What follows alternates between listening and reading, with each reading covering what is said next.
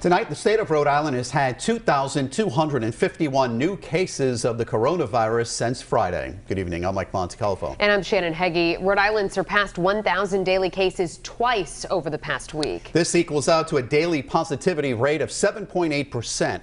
16 more people have sadly passed away after contracting COVID-19. 256 people are hospitalized tonight, including 21 in the ICU and 12 on ventilators. This new information comes as Massachusetts-based bio company Moderna announced major news today. They released early findings showing their vaccine is nearly 95% effective against the coronavirus. 12 News reporter Brandon Truitt joins us now live from Providence with the details on today's announcement and when a vaccine could be distributed. Brandon? Well, Mike and Shannon, we have some indications that the first rounds of these vaccines could be administered in the U.S.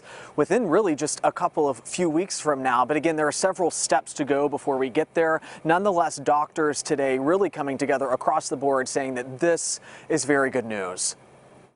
I'm really excited about the news. Word traveling quickly this morning. I am very interested in getting it when it's ready. Moderna announcing early findings that its vaccine trial is up to 95% effective. The light at the end of the tunnel just got a little bit brighter. It's not ready yet, but what has been announced today shows the highest effectiveness rate so far. Much like Pfizer's news last week, Moderna surpassing medical experts' expectations. Both companies designing a vaccine that would require 2 doses given a few weeks apart. Doctors say Moderna's will be slightly easier to transport. They don't feel the majority of the symptoms, but definitely they still have a lot lower energy than they used to. Monica Roy is a junior at Brown and happens to be from Cambridge, where Moderna is based. Roy says she's had elderly family members test positive for the virus. The symptoms have lingered. She says it shaped her view on what a vaccine could do. I definitely don't want anyone else to have to go through a similar experience as I did of worrying about if their family members or friends would be okay. Others we spoke with say they're optimistic, wanting to see more of the numbers before lining up to get the shots. Companies can claim what they want to claim, but as long as there's sort of strong empirical peer-reviewed data to back up their results, then, there should be confidence by the public.